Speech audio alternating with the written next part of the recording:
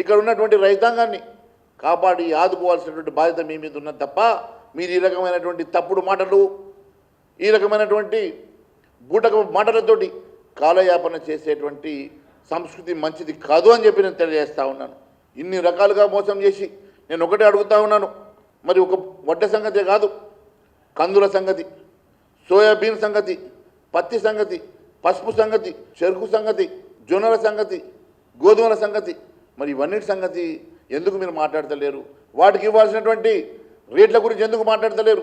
వాటికి ఇవ్వాల్సినటువంటి మరి బోనస్ గురించో ఎంఆర్పి గురించో మీరు ఎందుకు మాట్లాడతలేరు అని చెప్పి నేను ప్రశ్నిస్తున్నా. కేవలం మీరు ప్రజల్ని మభ్యపెట్టి ఏదో ఒక మాటలతోటి గారడి చేసే ప్రయత్నం చేస్తున్నారు తప్ప నిజంగా రైతాంగానికి మీరు న్యాయం చేయాలన్న ఆలోచన మీ ప్రభుత్వానికి లేదు. మీది రైతు వ్యతిరేక ప్రభుత్వం అని మరొకసారి రుజువైందన్న సంగతి నేను తెలియజేస్తా ఉన్నాను. ఈరోజు ఏది ఏమైనా మీరు ఈ రకమైనటువంటి తప్పుడు వ్యవహారంతో, తప్పుడు పద్ధతులతోటి పూర్తిగా రైతాంగాన్ని విస్మరించి రైతాంగాన్ని మోసం చేసేటువంటి కాంగ్రెస్ ప్రభుత్వాన్ని మెడలు వంచుతాం.